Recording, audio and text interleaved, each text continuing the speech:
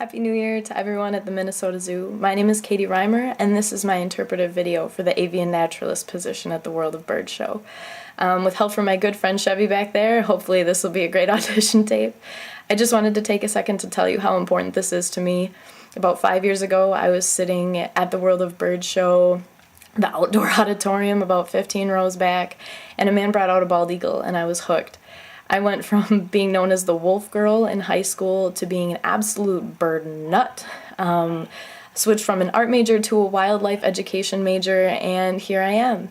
I graduated in December, and I would love to be able to put my newfound skills to work for the place that would make it come full circle for me. So without further ado, help from my good pal Chevy, here is my interpretive video. Thank you. Greetings everyone, and welcome to the Minnesota Zoo World of Bird show. My name is Katie Rymer, and I'm here today to talk to you a little bit about one of the most common hawks in Minnesota, the red-tailed hawk. Now, red-tailed hawks get their name from having a very nice red tail, which I can show to you here with my pal Chevy. Let's see. Good job. Alright, so Chevy here is a red-tailed hawk. Can you tell why they're named red-tailed hawks? Yeah, can you see that red tail? It's beautiful, isn't it? Yeah, he's an adult. But they're known for that red tail, so red-tailed hawk, red tail. But there's a few other ID characteristics that you can use in the wild to help figure out if it's a red tail or not. Let's say you can't see the butt. So you can't see that red tail, you're having a hard time, it looks like a plastic bag up there in the tree, which is true. I get them mixed up all the time. Red-tailed hawks actually have this beautiful white underside, and there's different kinds of red-tailed hawks, but the kinds of red-tailed hawks that you see in Minnesota are these ones with the nice white bellies. Beautiful white belly up against a brown tree, you know that it's a red-tailed hawk. They also have dark feathers on their backside, brown feathers. I don't think he'll let me turn them around today, but they have brown feathers on the back with that bright red tail. So those are things to look for in the wild when you think you're looking at a red-tailed hawk. Let's see if I can get him back down here. Good job. Alright, so red-tailed hawks are known as perching and soaring hawks. So with those ID characteristics that I showed you before, having the brown back, the nice red tail, and the white belly, you can see them perching on top of trees, soaring in farmers' fields. You can even see them perching on light posts. Just right outside of the Minnesota Zoo here, they're everywhere. But these hawks hunt using perching techniques and soaring techniques.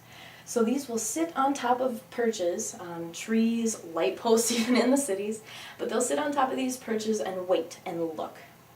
So red-tailed hawks hunt with their sight, unlike an owl that hunts with their hearing. And how does that work, you may ask? They have to be impeccable hunters in order to survive. Well, these guys hunt with their sight, as I said. And everyone in the audience who's got glasses or contacts, we have 20/20 vision, and for those of you who don't need glasses, props to you guys. But we have 20/20 vision, which means that I can see 20 feet as 20 feet. So let's say halfway up the audience there, I can see you as 20 feet away, and you are actually 20 feet away. Now Chevy here is able to see 22. Now, what does that mean, 22? Well, that means that Harvey can see 2 feet as 20 feet. So let's say we're sitting here reading a book, our favorite book, maybe the Harry Potter series, in my case Twilight. But we're looking at a book which is less than 2 feet away. But let's say we're holding it 2 feet away. Now, Chevy over here would be able to see that book at 20 feet, the same as we see it at 2 feet.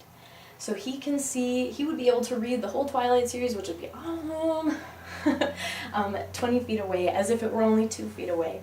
So that means that they have great eyesight for hunting. So they're able to sit up on these perches, watch the ground below them, they can see little movements in the grass, lock onto a mouse, and they're able to soar down and grab that with its talons, and voila, dinner is served. Now, another interesting fact about red-tailed hawks is they are movie stars. Just like Brad Pitt, Angelina Jolie, Justin Bieber. But these guys are used in videos all the time. Now, they don't call them red-tailed hawks. A lot of the times, they're eagle noises. But those eagle noises that you think you're hearing are actually red-tailed hawk sounds. Now, I can't make Chevy do that on cue for us, but I can try it myself. It sounds a lot like Something similar to that. A good example is in one of my favorite movies of all time, The Rescuers Down Under, Marahute. Some of you adults may remember. Giant golden eagle is actually red-tailed hawk sounds, so that's pretty cool. Right, Chevy? But Chevy here has not starred in any leading roles just yet. He just came to us from a bird rehab center. He had a life-altering injury, so he was actually hit by, you guessed it, a Chevy truck. He was hit and he broke his wing, so he was taken to a bird rehab center. Now these bird rehab centers act a lot like bird doctors, so they're able to take the birds, help them heal, and hopefully release them to the wild. Well, they got in Chevy, they helped him, they rehabbed him as best they could, but they could not fix him 100%, so they brought Chevy to us, and he's able to help us today with educational programs. Now, I have something for you guys to do. On the way home today, I'd like you to look up at the skies for red-tailed hawks, look on the light posts, look on the trees, look for them soaring right above your car, but make sure to keep your eyes on the road, especially parents. But they're everywhere, and now that you know a little bit more about them, you'll be seeing them constantly. So once again, you guys, my name is Katie Rymer, and I'm here for any questions that you may have after our program today.